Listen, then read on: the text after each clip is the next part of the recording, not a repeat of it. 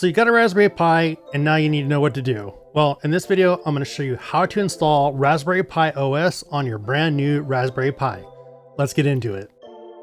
All right, everybody, like I said in the intro, we're going to install Raspberry Pi OS on our brand new Raspberry Pi. This is another video in my Raspberry Pi series, so make sure you're following that playlist. To do this, we need a few things. We need storage to put the operating system on. Most likely your Pi came with a micro SD card. You can use that. For this video, I'm going to use an NVMe drive from our friends over at Kingston. I'll put a link in the description below of where you can pick one of these up. What we're going to do is utilize this external drive caddy from Ugreen. This thing is pretty amazing. I put all my operating systems on one drive here and I can install pretty much anything on any device. So I'll put a link in the description below again where you can pick this up as well. Now, if you're utilizing a micro SD card, you need to have a micro SD card reader that you can put the card into and then plug it into your computer, because that's how we're going to write an operating system to this device. Go ahead and take whatever storage you're going to use and plug it into your computer and then come on back. Now that you have your storage plugged into your computer, we need to download the Raspberry Pi Imager software.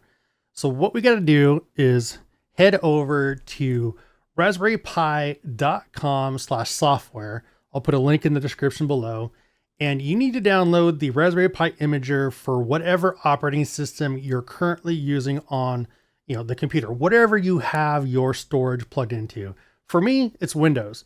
So go ahead and download the version that is right for your computer, install it, and then we'll get into how to write an operating system for the Raspberry Pi to our storage.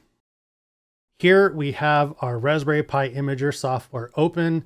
At the time of this video, it's version 1.9.6, and you have a few options here. The first option is Raspberry Pi device, choose your device. You don't have to actually do anything here. You can if you want. I'm doing it on a Pi 5. You can choose whatever device you're going to run on. I never choose anything here. I just leave it, blank. The operating system, this is where the fun happens. So there's all sorts of different options here. If you're going to do like a game emulation, operating system, you can choose game emulation, other specific stuff for like Office, etc. But for this example, we're going to put Raspberry Pi OS kind of like in server mode, if you will. So we're going to choose Raspberry Pi OS Other. And what we want to do is we want to do this top one here, this Raspberry Pi OS Lite 64-bit.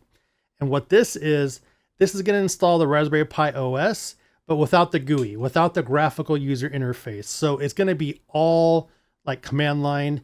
If you want to do something that has a graphical user interface, you'll do this next one down full, which does the desktop environment and that you can run applications. You have the GUI.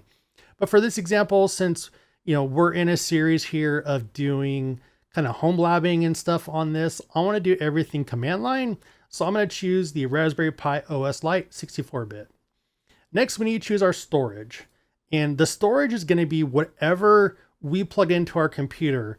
Like I talked about, it's going to be either probably that micro SD card you plugged in, or for me, the NVMe drive. And you got to be careful that you choose the correct drive. And the reason is this is going to wipe that drive clean. So if there's anything on that drive, make sure you back it up first before you select this and write your operating system to it.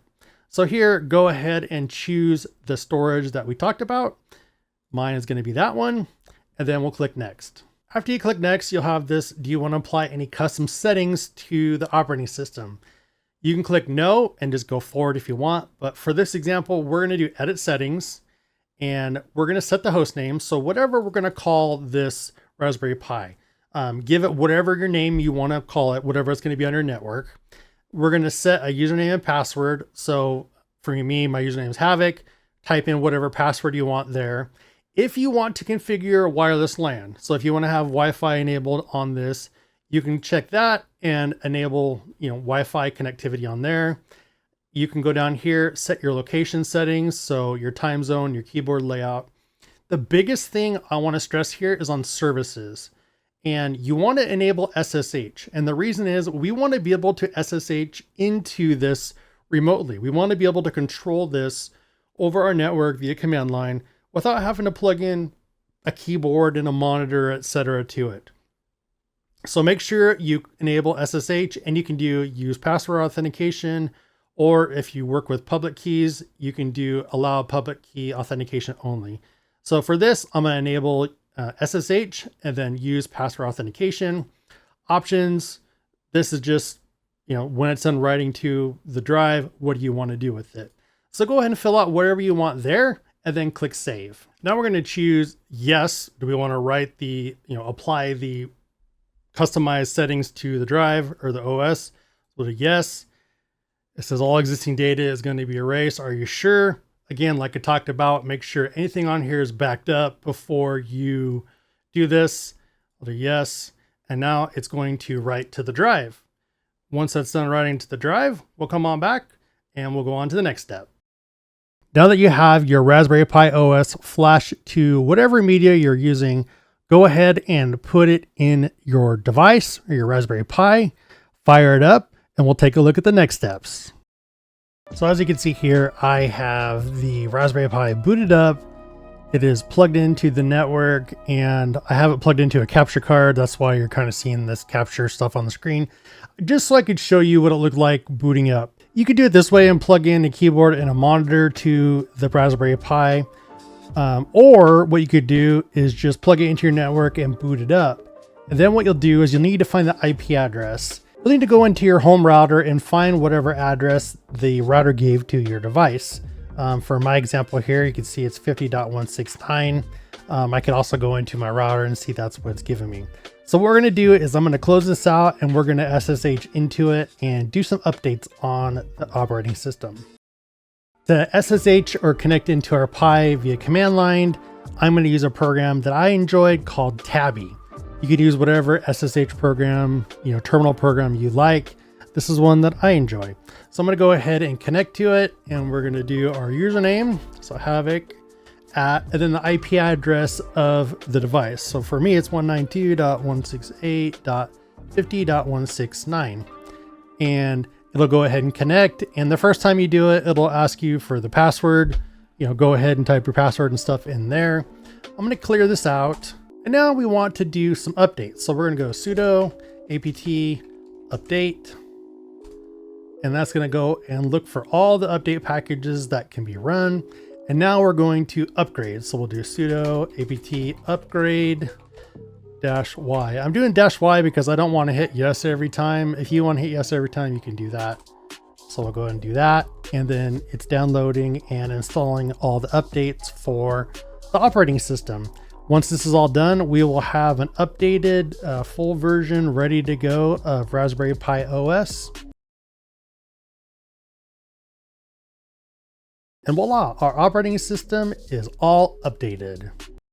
And there you have it. That is how you do a fresh installation of Raspberry Pi OS. I hope you enjoyed this one. This is part of our Raspberry Pi Home Lab series.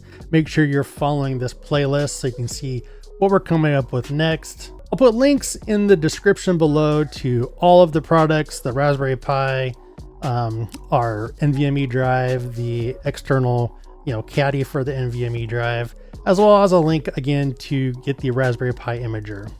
If you have any questions, let me know in the comments below. And until next time, stay safe, have fun, and keep doing good.